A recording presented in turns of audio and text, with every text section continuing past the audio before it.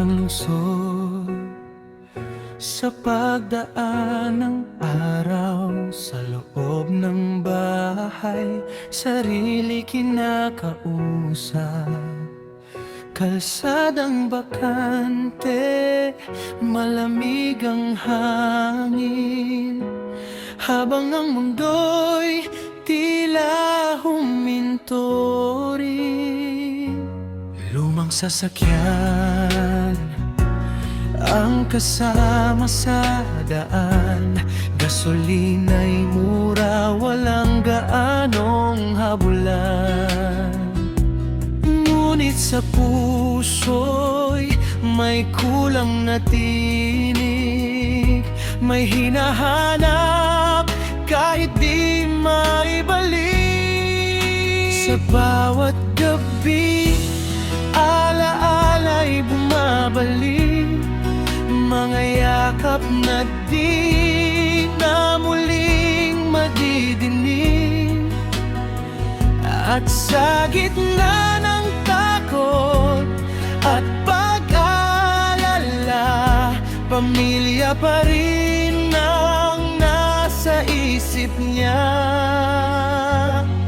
Umuwi siya sa simpleng tahanan, bit-bit ang pagod at mga dahilan.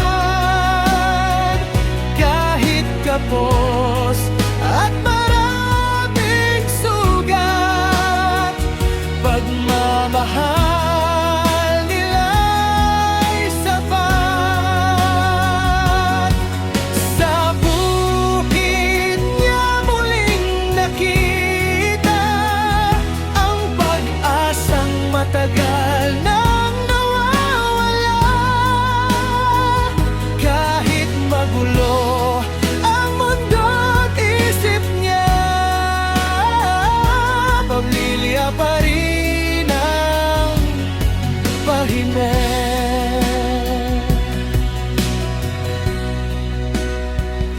Dalawang sasakyan ay kanyang binitiwan, mga pangarap na di na kayang panindigan.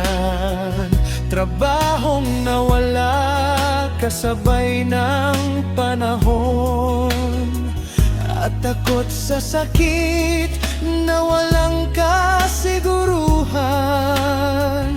Kaunting perang hawak ay agad na ubos, sa gamot at pag-asang pilit inuusod. May tiwalang inalay sa kaibigang lapit, di niya alam siya'y masasaktan din. Nang dumilim ang lahat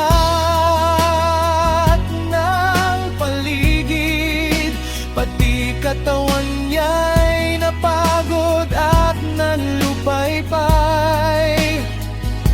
Mga taong akala niya'y totoo, siya ring dahilan ng pagguho.